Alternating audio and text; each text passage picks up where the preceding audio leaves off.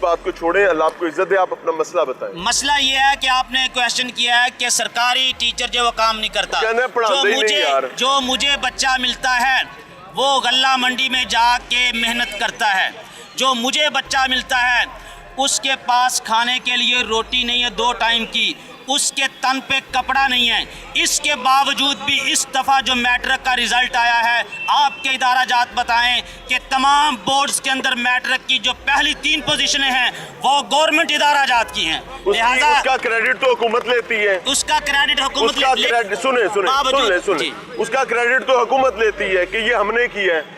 आप टीचर ने वो तुम्हारे पहले तो गाली नहीं पै रही। सर देखें, आप तो एहतजाजी हैं। एक टीचर, सिंगल टीचर ने स्वीपर का काम किया, टीचर का काम किया, बॉडीगार्ड का काम किया, गेट कीपर का काम किया, यहाँ तक के वॉशरूम तक साफ एक टीचर ने किए हैं।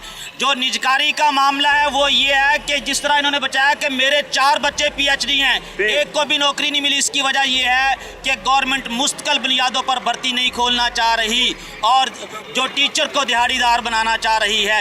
एक टीचर प्राइमरी और मिडिल स्कूल चलाते हैं, इसके बावजूद भी रिजल्ट देते हैं। स्टाफ की कमी है तो यहाँ फेलियर गवर्नमेंट का है, ना कि असातिज़ा का है। और इस फेलियर मुझे एक बात बताएं, बुरा ना मनाइएगा, ये अभी कई सारे टीचर्स खड़े हैं, हम 2018 से प्रोग्राम कर रहे हैं। मैंने जाती कैपेसिटी में जाकर दरवाजे खटखटाए हैं। सर साढ़े टीचर सिर पाड़े हुए हैं। क्यों? जब हम वहाँ जाते हैं तो वो हमें कहते हैं सब अच्छा है, तुम झूठे हो। सर देखें, काली क्या करें सर, हम क्या करें? काली बेड़े हर महकमा जात में हैं। अगर आप इसकी बात करते हैं तो मैं ये समझता हूँ MNAs और वज़ारा भी तनख्वाहें लेते हैं। हुक्मरानों की कारकर्दगी भी देख लें कि उनकी कारकर्दगी क्या है। मैं भी मेरी कारकर्दगी देख लें कि हमारे उनकी कारकर्दगी है, लेकिन हमारी आप ही मेरे जी पूछिए, आप ही मेरे बच्चे जीवन। मेरी बात हमारी लड़ाई ये है कि हमें कहा जाता है खजाने में कुछ नहीं, तो बस इसीलिए तो उनके पास आए हैं कि जो कुछ हमारे लिए भी दे दें। नाज़रीन, प्रोग्राम में एक बार फिर से खुशामदीद। ये तख्त है बुनियादी तौर पर, यहाँ पर सारी सिविल ब्यूरोक्रेसी जो है वो बराजमान होती है।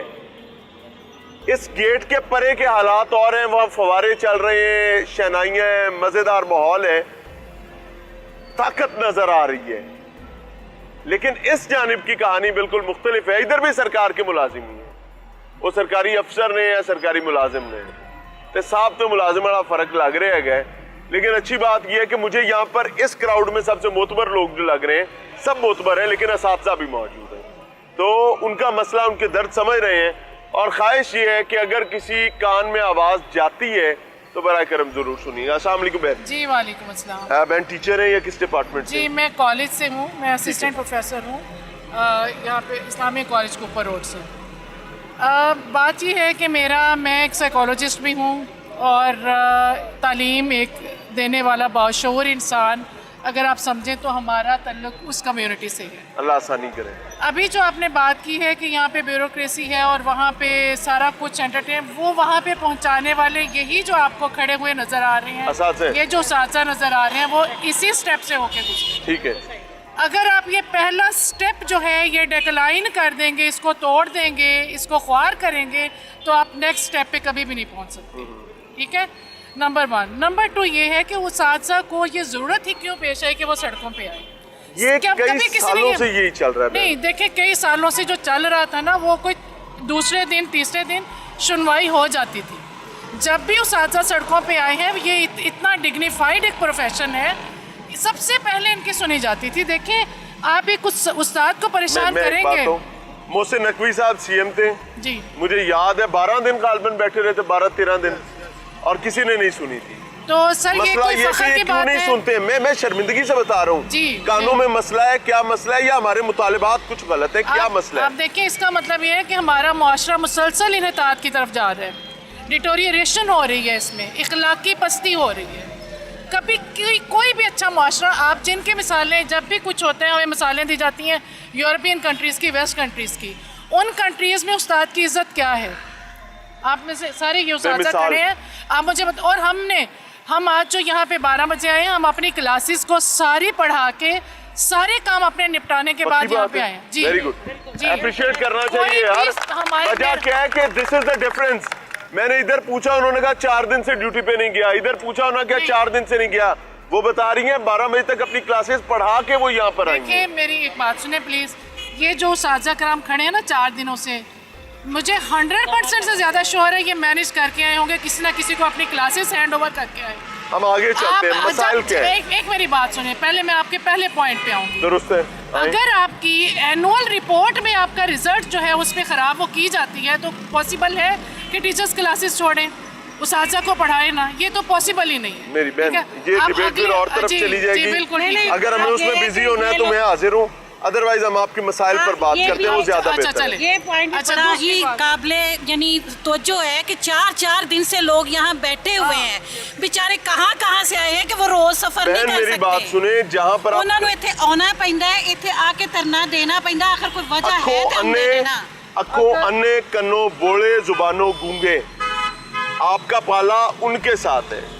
अब आप खड़े होकर दिखाएं तो आंखों से अंधे हैं, बोलकर बताएं तो कान नहीं सुनते। ये मसाइल है ना, अब उनको समझने की कोशिश करें, उनकी भी प्रॉब्लम्स हैं। अगर ये ऐसी बात है हम ना, अपना मसला फिर बात आप करते हैं। आगे से अपने माशरे की वो ख्याल कर लें कि वो किधर जा रहे हैं। हमें खौफ है, आपके बच्चे किधर जाएंगे, हमें खौफ है। आपका टीचर अगर परेशान होगा क्लास में, वो सही डिलीवर करेगा या नहीं करेगा।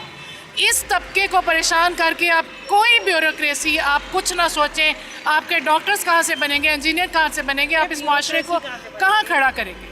तो खुदा के लिए ये हमारी डिमांड्स बड़ी ही नॉर्मल है।